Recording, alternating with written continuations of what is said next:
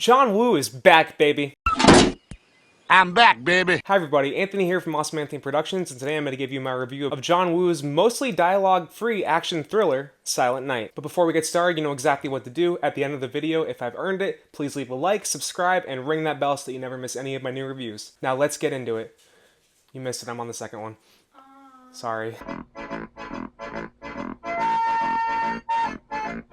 Silent Night centers on Joel Kinnaman's Brian, a man who tragically loses his son Taylor on Christmas morning when two rival gangs in a shootout drive down their road and Taylor is accidentally hit by a stray bullet. He immediately goes after them and takes a little bit of revenge, but is unfortunately stopped and wounded by one of the gang's leaders, who shoots him in the throat, irreparably damaging his vocal cords and leaving him a mute. Brian spends the next year training, building up his physique and his arsenal, getting ready for the next Christmas Eve where he plans to infiltrate both of these gangs and get revenge for Taylor, all the while alienating his wife, Saya, played by Catalina Sandina Marino, and ending up on the radar of Scott Mescuddy's, Kid Cudi for the uninitiated, Day and night.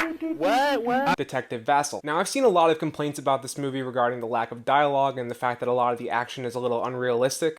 This movie is so unrealistic. I'll get into the action stuff more later, but I understand where these complaints are coming from, especially for people who are not prepared at all for this to be a mostly dialogue-free movie aside from like a couple radio broadcasts and just a word here and there. Say something.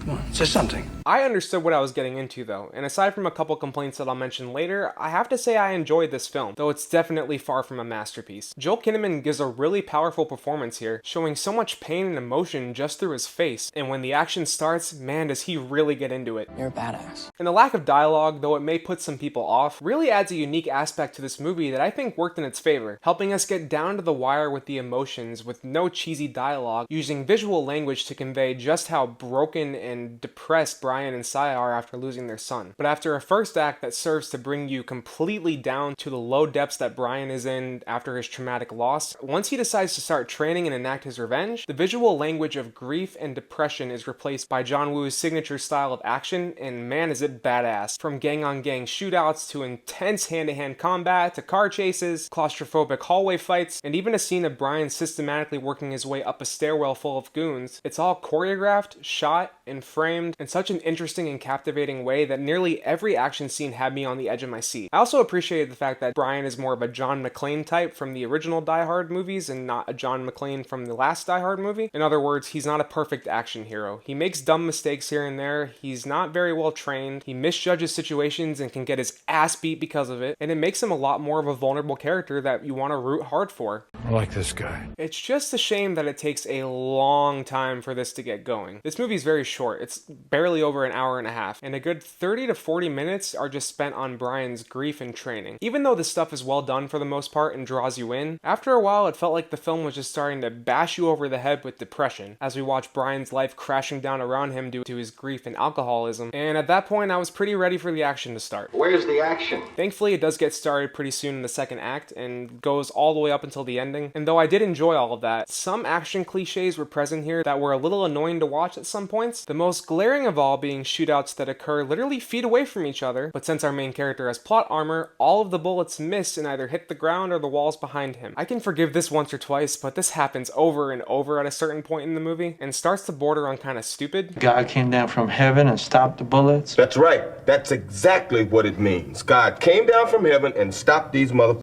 Especially a car chase where Brian's in his car stuck between two gang members' cars while they're firing at him at point blank range, and it's all either missing or hitting his car. What? What the fuck? It's just silly and is present in a handful of the action scenes, but thankfully this all goes away by the time we get into the last act and towards the ending, and I was able to really get into the movie again. And even though Joel Kinnaman did a great job as the main character, I really wish we would have gotten a bit more of a backstory for Brian. I feel like we know nothing about this character besides the fact that his son died, and I'm not totally convinced that after two traumatic, nearly fatal injuries, that training in your garage with YouTube videos can make you a John Wick style assassin in just a year. Where did you learn all of this?